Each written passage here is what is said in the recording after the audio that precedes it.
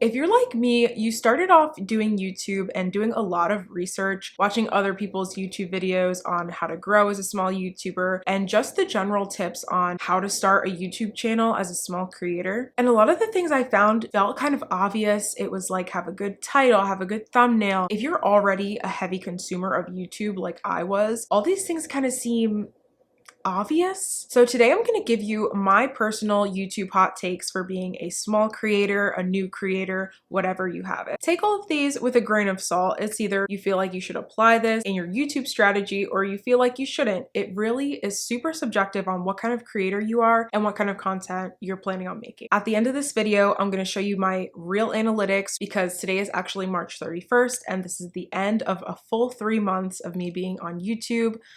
Just about. And with that, here are my 5 YouTube hot takes that may or may not help you in your YouTube journey. Number 1, you do not need a niche. In fact, I would actually say don't even pick a niche. If you are someone like me where you want to be the main brand of the channel, it only makes sense that you don't niche down. Niching is basically making something on one specific topic and just really narrowing yourself down to just this one thing. Now, if you want the brand to be you, you're a human. You're like a multifaceted human being. There's no way that we as human beings can actually niche down into one box. You can try it, but there are always going to be other things that you're passionate about and things that you want to bring into your YouTube space. So if you niche down to this one little box, let's call it fitness, and you're only making fitness videos, people are going to subscribe for that reason. That's the only reason they're going to come to your channel. And honestly, when people are off of their fitness fad or maybe they were just in a phase, they're not going to watch your videos as much, right? Because you don't have as much variety in your niche. Another example could be finance, right? People only come to your page for finance stuff. What if you decide one day, hey, I kind of want to do a vlog, or I just want to make something that's not on the topic of finance? When you have maybe like 20 finance videos and you've gained this following of, hey, this person really knows what they're talking about when it comes to money, and then you switch over to something like, I want to show people how I made a cooking recipe, you can try to incorporate it, but really the bulk of your following at that time is really there just for financial advice. So I personally wouldn't niche down because you're putting yourself in a box really early. And if you want people from different backgrounds and different interests coming onto your channel, you want to make yourself the brand, I would say have maybe about 5 different niches that could all kind of coincide, and have your videos showcase who you are so that in the end, the thing that all of your videos have in common is you, and now you're the niche. Hot take number 2, you cannot make videos solely for views. And what I mean by that is there are sometimes trends that go around YouTube, like maybe couples pranks videos or just prank videos in general. I remember a little older YouTube, I used to really be into makeup, and so I'd follow 10 makeup gurus, and in 1 week all 10 of them would basically make the same video, variation of the same video, and it would be a cut crease tutorial,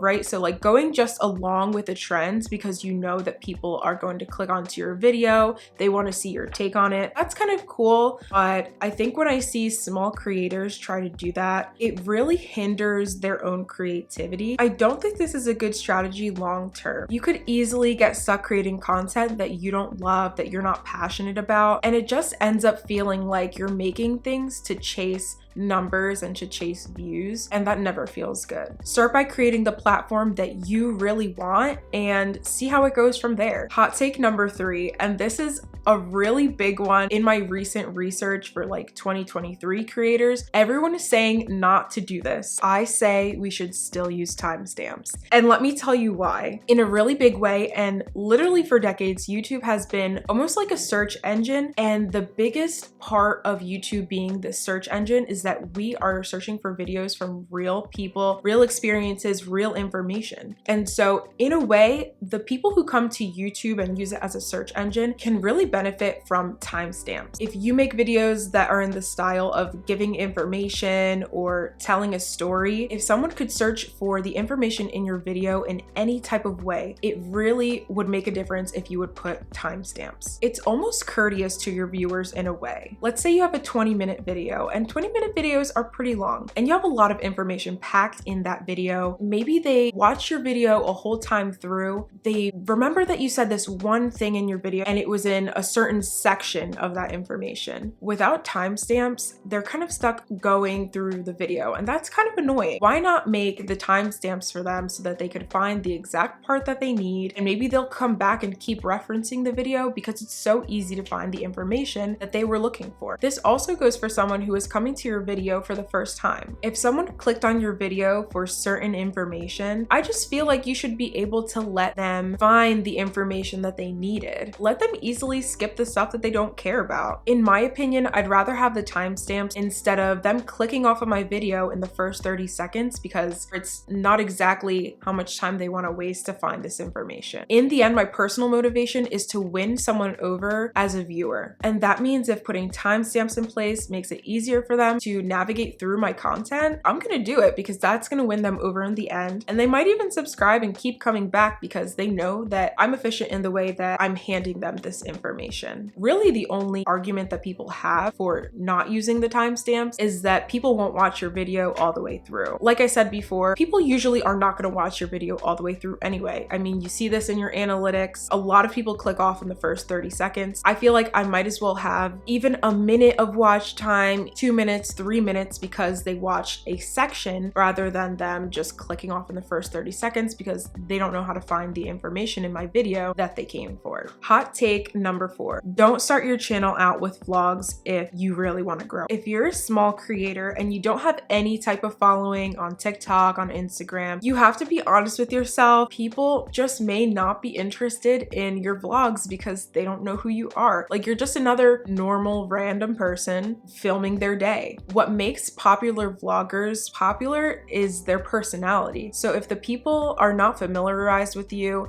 they really have no reason to click onto your video and watch what you do throughout the day unless there's something in the video that's really exciting. Here's a vlog of me changing my whole entire look, getting a makeover. That's something that's cool, but the everyday vlog videos, if you're just gonna do that every single day, I don't think it's the best strategy for growth. There is a content creator who, even though she was doing vlog content in New York City, which is actually extremely popular, it took her so long to grow. And I was looking at the same thing from other small content creators, no matter where they were, what they were doing, when they started the channel off as a vlog channel and as just something that didn't have much substance to it, it really hindered their growth in being a vlog channel. So I think I would keep that in mind if that's something that you really desperately want to do. It's extremely possible to start off your channel and get bigger with your vlogs, but I personally just think you should have a better variety than what you do in a day every single time you vlog. So keep it in mind. It's definitely a hot take, but I think if you do your own research, you might find the same thing. And my last hot take, but actually it's more of advice, is that consistency is key. Now let me tell you where the hot take comes in here. I find that a lot of the YouTube advice videos say you have to be consistent and you have to post a lot. And honestly, when you're just starting out, I feel like posting a lot of videos kind of hurts your channel. You have to find that sweet spot. Most will say post 2 times a week or once a week minimum in order to help your channel grow. And to that I say, I think it's overkill. I think you might be wasting your time too. Not only are you going to stress yourself out trying to reach this limit, but unless you have someone helping you with production, it's extremely unrealistic to get all of that work done as just one person, as possibly someone who works part-time or full-time because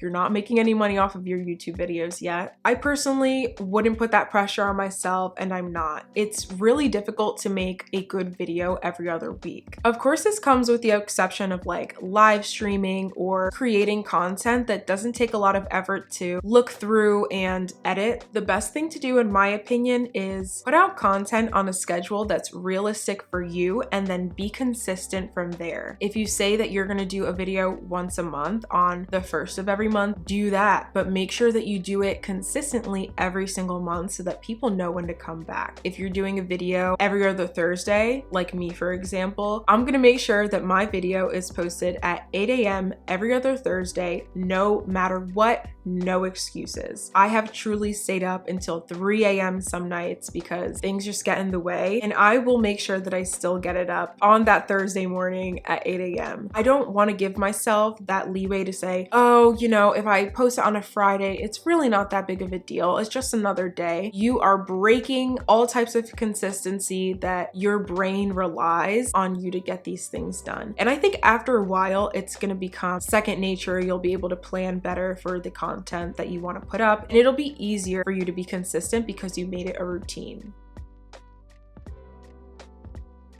Now I'm gonna share my stats, but honestly, I haven't been looking at my stats too much. I kind of just do the general overview, and then sometimes if I'm curious, I'll go through each individual video and kind of just see like the growth and where my audience is coming from, how they found the video. Those are kind of the things that I look at, but here's what my analytics page looks like. So first I'm gonna start with my subscriber count. As of today, at the end of my 3 months on YouTube, I have 108 subscribers, which is insane to me. The last video that I made, I only had 13 subscribers. In 1 month, I had 13 subscribers, and now at the end of 3 months, I have 108 subscribers. Thank you so much if you're one of those 108 people. I'm gonna go down to earn now so that we can really see where I am in the eligibility part of getting monetized. So like I said, I have 108 subscribers out of the 1,000 that I need. In the last 365 days, I have 171 watch hours. This is only long form videos. They don't count your short views. I'm happy that I'm seeing a little bit of a steady climb in my watch hours, which is exciting as well. Each time I do one of these YouTube review videos and I share my analytics moving forward, I really want to highlight where I am in my process of being able to get monetized. With this steady growth, I think it's really possible for me to reach monetization by the end of the year. I will just give updates as it comes. Now, if I go back to analytics, I'm not really sure like if it gives me a subscriber count month by month. March,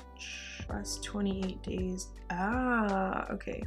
Oh, that is so nice. Okay, I can't believe I just did that. That's awesome. Okay. I swear big YouTubers know how to go through their analytics like it's the back of their hand. This is one of the things that kind of drives me nuts and why I don't look at the analytics too much. I just want to look at what matters to me. Let's see what this adds up to. Okay, so at the beginning of January, when I started YouTube and being consistent, I already had 9 subscribers and 2 videos up. So just keep that in mind. So according to the math here, if I already had 9 subscribers, by the end of January, I gained 19 subscribers in that month, which brought me up to 28 subscribers. During February, I gained another 11. By the end of February, I had 39 subscribers. And now present day, by the end of March, I gained another 69 subscribers, which brings me to the 108. Hopefully, as time goes on, we can see more trends in my analytics. If we look at my top content for this period, which means just the last 28 days, my tattoo removal video, part 1, had 1,600 views, and I posted it in February, like late February. If you see it here, it says February 23rd, 2023. So all throughout this month, even though I posted this video in February, it really gained traction. I actually gained a whole 36 subscribers from this video. What you think is a flop this month, don't get down about it, because next month they could just like pop off all the way. My highest viewed long form video is my tattoo removal video, the session 1 part 1, and that has 1,869 views as of right now. So for now, that's pretty much my analytics and how my videos are doing. If you have any questions about my statistics or even just any of the hot takes in general, feel free to ask in the comments, and I'd like to have a nice discussion about what you may have found, what you think your hot takes might be being a small creator, because sometimes I feel like the advice that's out there for us just isn't as helpful as they think it is. If you find some of them to be true, let me know. If you feel like you totally disagree, respect. I totally understand. Everyone is entitled to their own opinions and their own experiences. With that, I thank you so much for watching. If you'd like to support myself and this channel, please make sure that you subscribe and hit the bell notification so that you get notified every time there's a new video. And with that, it's all I got for today, so I will see you in the next one.